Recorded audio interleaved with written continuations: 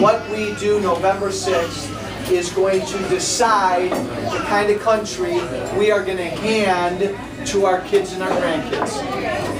We better get it right. Because it's such an important election, anybody running this year should be doing what I'm doing. Nobody, Republican or Democrat, should get elected this year if they don't get out in front of people darn near every day. We should demand that of our candidates this year. So I'm going to stop there. Helene, I'd love a cup of hot coffee if somebody's around. I've only had 7 cups so far today. Ready to go. You don't need any. I'm going to stop there. You remember the rules. There are no rules except one. Be respectful. You know that every word I'm saying is being taped by all my friends. Everything we do, try to be respectful, okay? Otherwise, there are no rules. Ask me anything you want. To ask a question, you have to at least order a cup of coffee. Because I want them to make money today. So you are, what's your first name? Ellen. Ellen, everybody look at Ellen. Give it to Ellen. Order stuff from Ellen. These are loosey-goosey informal. Ellen, I'd love a cup of coffee. Who needs a menu? I'll hold this menu just a second. Fire away. You start us. Is this one yours? Because she's so pretty, I'll let you off the hook. He doesn't need to order a cup. There's your cup of coffee. I will read your question. Oh my gosh. Okay, why do you support raising student loan rates by 100%? I have a granddaughter who is now a senior at Indiana and will graduate with honors and 2 degrees, but was raised by a single divorced mother.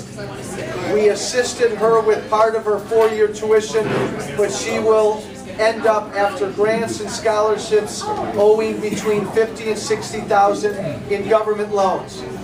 How do you expect these young adults, many of them do not even get hired after graduation, to be able to pay off these loans, which will be I think maybe heightened by or increased by the added interest. A testimony to this fact is the correct number of student loans that are in default or on blah blah blah blah, which I don't. Thank you for your question. He's referring to a vote I made, I think sometime in June or July. And let me give you the history so we all understand things. 5 years ago, when Nancy Pelosi and the Democrats were in charge of the House, the interest rate on student loans was 6.8%. At that time, the Democrats said, we're going to lower that interest rate for 5 years to expire this summer, and we'll lower that interest rate to 3.4%. And they purposely had it expire a few months before an election. So that came up to be renewed. Should we let that 3.4% expire, and it would go back to 6.8%? Okay. So the House voted on that this summer. But importantly, the House didn't just vote on, I need my cup of coffee. The House didn't just vote on the student loan bill. The Republicans did what Democrats do too much when they were in charge, and I don't like this. We had to vote on one bill. It was flood insurance, student loans, and transportation.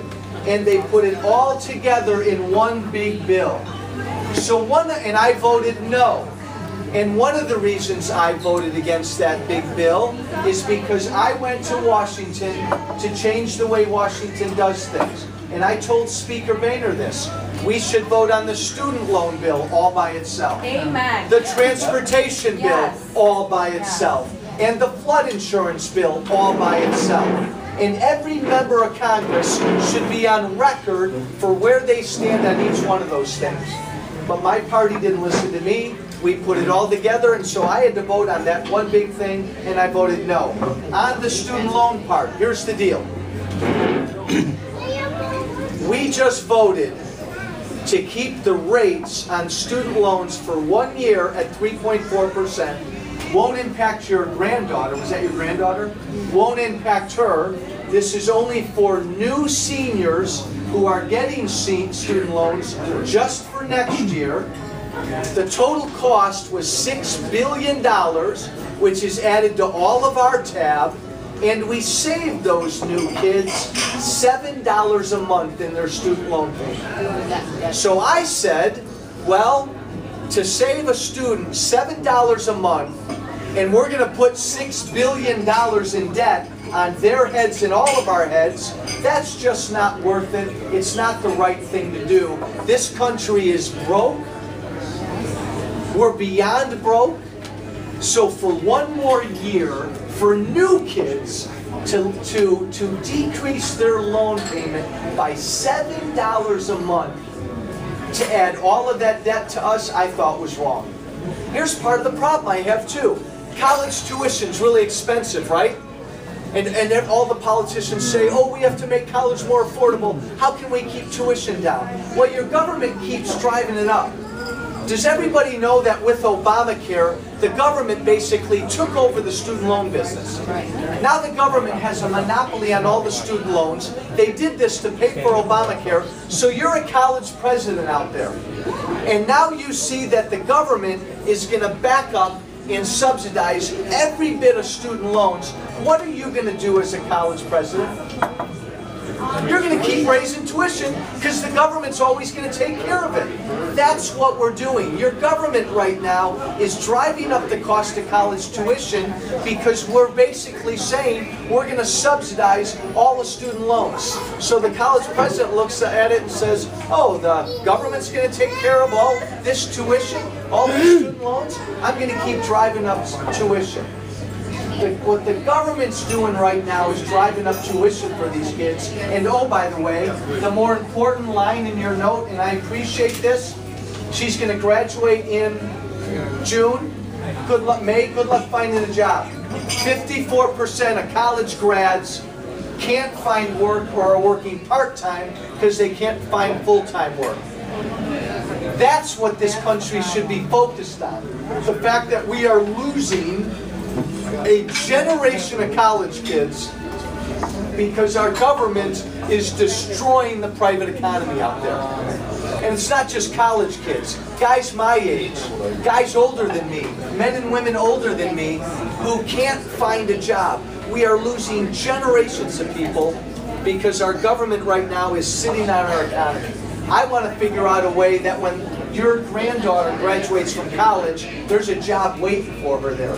That's what we should be concerned about instead of having your politicians pander to try to save a college grad $7 a month for a year. Find them a job. And don't, final point, and this is a great question to start us on. We are broke. It's like we've trained politicians to be like SEALs. All they want to do is get reelected, so they keep promising people things. Do you know why probably every Republican and Democrat voted for that student loan bill? Because they wanted to be able to go up to young people and say, we kept your student loan rate down low. I saved you some money. Will you vote for me? And this is what we do with every group of people, not thinking about the fact that we just added $6 billion in debt on top of every head in this room and every young person getting those student loans. And if your government doesn't start to live within its means, your granddaughter is going to be stuck paying our bills. That's what I'm concerned about. That's what I'm concerned about. Great question. Other thoughts, issues, questions about anything? I just want to congratulate you. I did see the hour-long debate with you and Tim and Channel 32. You did great. Thank you very much. Can everybody do like me? Can you just roll up your sleeves and work a little harder? Not everybody knows what I'm talking about. Tammy Duckworth, during that joint appearance, probably said, all we need in Washington is to roll up our sleeves. I think she said that 17 times. It almost made me wonder, and I wasn't going to be a smart aleck, She almost got to the point where she said, it doesn't matter who wins, Walsh or Duckworth, because we're both going to roll up our sleeves and work real hard. It does matter who you vote for. Republicans and Democrats in Washington, I'll be honest, they all work really hard. We just believe very different things. Here's what I believe. I need a prop. Here's what I believe. Actually, here's what I know. Every single day, at the beginning of every day in this country, your government goes to its local banker, and your government goes to its banker, and it asks its local bank for a $4 billion loan for that day. Every single day. You're late. What happened? Okay. Every single day, your government goes to its local banker and it asks its bank to please borrow $4 billion for that day. And the banker then naturally asks, as the government's filling out the forms, well, how are you going to pay this back? What should the repayment terms be? And the government says, oh, don't worry about that. Our kids and our grandkids will pay that off in about 20 years. And then the government signs and away it goes. And then the next day, when the sun comes up, the government goes back to its banker and says, I need to borrow another $4 billion. Put that on my kids and my grandkids' tab.